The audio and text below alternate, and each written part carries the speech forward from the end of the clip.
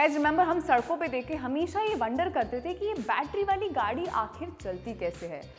So to find out just the same, I have come to the right place. The place is Battery Electric Mobility ka office. I am going to be chatting with Mr. Chandell Chaudhary, an ex-president of HR of Tata Motors today to find out about just the same. So without further ado, let's get started.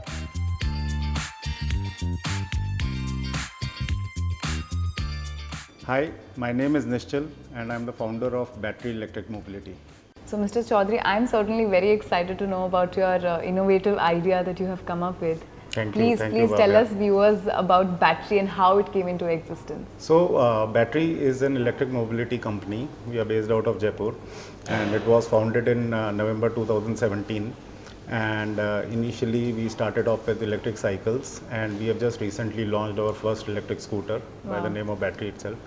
And now we have around 12 dealers all over the country. Wow. And we're getting very good response from the consumers. So what was the idea behind doing something like this?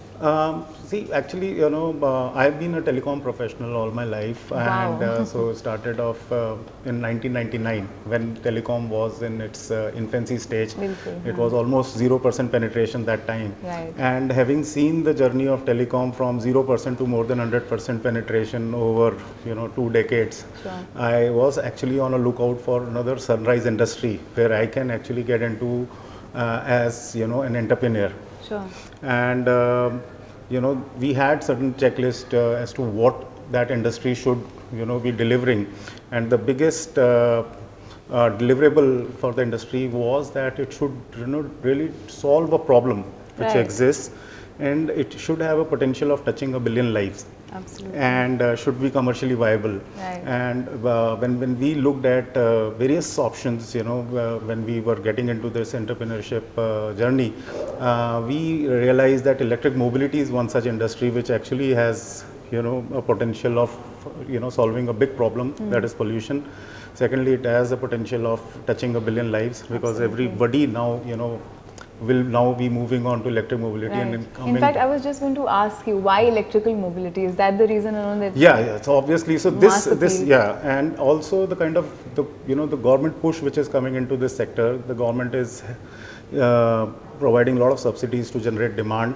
They are working on building the entire ecosystem around the electric mobility. Right. And obviously the size of the market is also going to be very, very high. If we actually look at the Niti Aayog's mandate, it says that by 2025, all the two-wheelers with less than 150 cc capacity should be electric. So that means that by 2025, the size of this market is actually go up to almost 30 billion USD. Wow. From less than just 300 crores today. That's just more than double, yes. It's not, it's around 20 times growth that we are going to be looking at, I think in times of pollution and depleting energy resources, this is going to be the future. Absolutely. And that's a great initiative, I would say. But could you tell me a little about your personal journey from like having this idea one day Right. to finally setting up a company, of your own? I mean, what was the journey like? So, that's because when we started off, we didn't really know much about electric mobility. But having said that, there are a lot of electric vehicles which are already on the road, Sure. because this electric vehicles have been in India since 2007. That's when Hero Electric and Yo Bikes, they had introduced Yo Bikes, correct. So what we did was that we spoke to almost 200 existing electric vehicle users. Wow. And what we realized colloquially in northern India especially, people refer to these electric bikes as battery wali gadi. Yes. So Yes. that's where we coined the brand name for our scooter as Battery. Battery. So it stands for battery as in the Correct. BATTERY also, and BATT:(RE). So RE stands for renewable energy. Wow, okay. And also now because it's kind of a generic name, so even if somebody is referring to any other product or any other company's product, they're still referring to it as battery wali gadi. Battery wali So gadi. so it is actually helping us create a top of the mind awareness about our product and the Absolutely. immediate recall. Right. So that's how we coined this name Battery. And then when we were speaking to these consumers, we found out there are a lot of gaps in the expectations of the customers and the product that are there in the market. So we listed down all the gaps which were there. We broadly classified them into 5 categories, which is convenience, affordability, safety, efficiency, and styling. So we call it cases, internally refer to it as cases, and we actually worked on these gaps. So there were around 16, 17 big gaps which were actually leading to not so satisfied electric vehicle users. It was also leading to not many people opting for electric vehicles. Okay. So we spoke to almost around 500 people who have not yet bought an electric vehicle, but they are potential buyers of a two-wheeler. Sure. So we identified these 15 odd differentiators that if we are able to build them into our product, we will eliminate all the gaps which are there in the electric vehicles which are available in the market versus what the customer expectation is. Okay. And then we started, working on these features, and happy to share that 5th of June, that is World Environment Day, we launched our first scooter, which eliminated all the gaps which people actually found in electric vehicles. Right.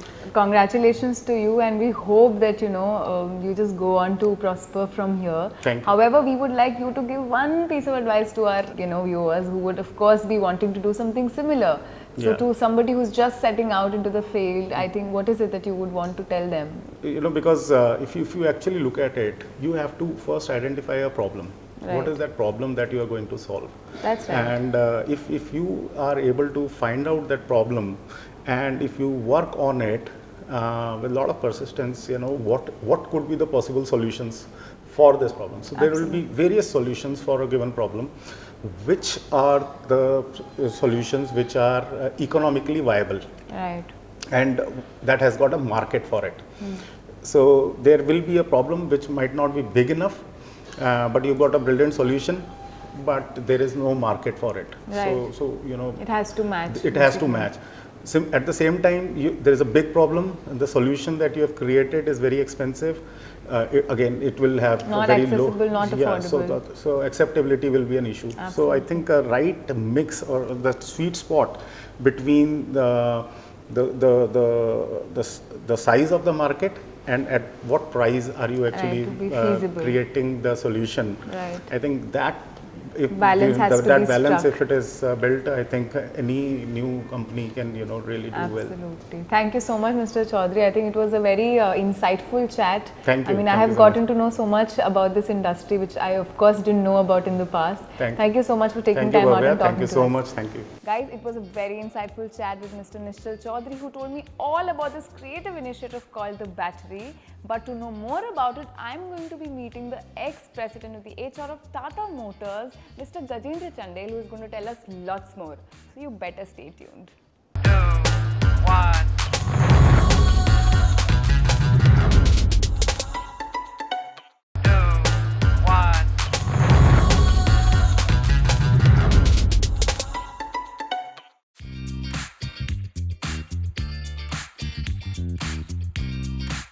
Hi, I am Gajendra Chandell, ex-president and CHRO of Tata Motors, having embarked on the entrepreneurial journey now. Hi, Mr. Chandell. I mean, we'd of course want to know first about your journey from, Tata Motors and then foraying into entrepreneurship, which has happened just now. I mean, what really brought about this change? So I worked with the Tata Group for almost or little more than 14 years. And prior to that, I was with a German company, Siemens, and worked with them in India, Germany, and US. And then I joined the Tata Group way back in 2005.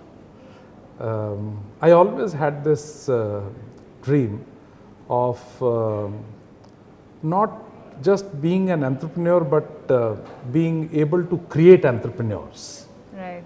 So in one of my assignments earlier, I was working in a company which had a dozen and a half companies in the group, and we were setting up 3 to 4 companies almost every year, joint ventures, and we were bringing in technology from outside. And that's the time when I started thinking that if we can and I can contribute actively in setting up the companies, why not becoming an entrepreneur Right.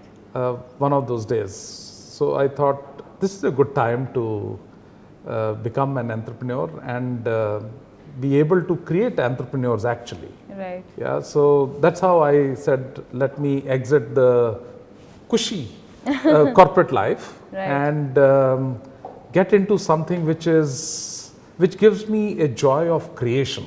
Sure. And that's what I'm trying to do now, supporting a couple of startups, Right. including this startup Battery, Right. which is into two-wheelers, electric two-wheelers, and also supporting some of the new technology startups. They are in the area of AI, digital, Right. digital manufacturing, for example. Correct. So I'm supporting some of those startups as well. Wow, that's fantastic. But as we know, it's never easy to sort of, embark on a journey of interest and your own passion. So what are the challenges that you're facing as opposed to you being into a corporate setup as compared to now? So you don't have that cushy life. Okay. You don't take things for granted. You don't have that support system which exists in any large company in the corporate No world. monthly salary, so to speak. No monthly salaries, nothing is fixed. Right. But you have tremendous joy of creation. Right. It's exactly like the mothers have the joy of creation. Right. So is this joy of creation for creating something that's going to be not only useful today but for generations to come. Right. And this is, in my view, a real wealth generation possibility. True. Yeah, so one is you earn for yourself in the corporate Absolutely. world, but in this journey I find that here you create or you support the creation of wealth in multiple ways for various kinds of stakeholders. Right. Today in India, for example, actually the job creations are not in the big companies and big corporates. Absolutely. It's happening mostly in the new technology area companies. Right. It's happening with the startups. Right. It's happening with the companies that are coming from outside and setting up their shops in India, for example. Right. So I would like to tap into a little of your past work experience, which is, I mean, again, a very reputed one at that. So people who are probably setting out to work in HR, human resource development, what would you suggest, they do? I mean, in terms of also education, especially right out when you're starting out. So in my view, education is important. Right. Right education, and that right education is not just qualification. Okay. It's beyond qualification. So qualification has a smaller part in my view.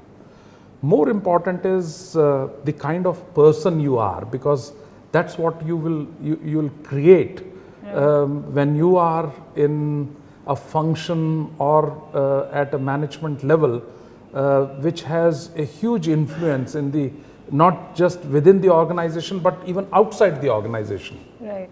So it has a huge impact. Okay. So therefore it's important that you become the person that you want others to be. But what are the gray areas you would rather call in the HR world that people should be a little, well prepared for in advance?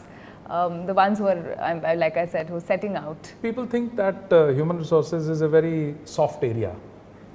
So they miss out on the hard side, Okay. which is to deal with numbers, for example. So you must understand business very well. Okay. You must understand the drivers of business very well. Right.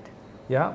And if you understand your business in terms of numbers, and I'm not talking just about or only about financials. Right. I'm talking about customers, I'm talking about all stakeholders in business. Okay. Yeah, so how do you create value in the business, if you understand the complete value chain of business and how you drive that value chain, you can impact that in different ways. Sure. Yeah, so people think that human resources is only about doing something with the employees in the company.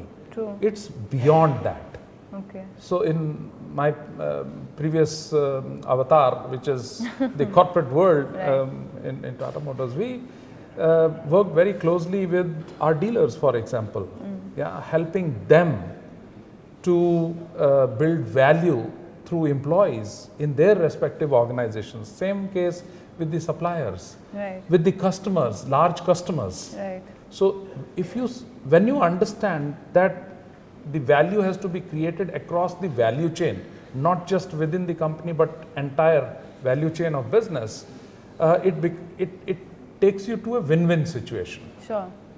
So lastly, I mean, because we are wrapping this up, I would want to know what is it that you look for people you want to hire? I mean, what is the skill set that you think people who are aspiring to be in this field should possess? So number one, people talk a lot about IQ, which is just 10%. Then people started talking about last 20 years or so about the EQ, which is the emotional quotient. Emotional quotient, correct. I say that maybe 20% or 30%. But then there is something called as decency quotient, which is how you deal with people, how you treat people, Right. how you value them. Correct. Yeah. So emotionally you may understand. Right. Yeah, but you could still be looking at yourself more than others. Sure. In decency quotient, you actually look at more about others and less about yourself. That's actually a new question that we would be adding to our dictionary today. Thank you so much, sir. It was a lovely chat with you, and you have, of course, given us a lot of insight into the industry. And thanks for taking time out and talking to us. Thank you.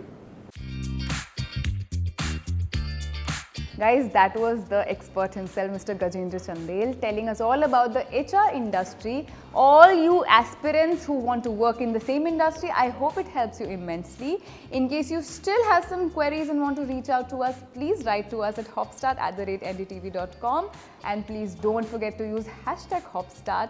Till then, it's me, Bhavya. मैं फिर से हाजिर होंगी एक और episode of HopStart के साथ. Please keep watching NDTV Hop.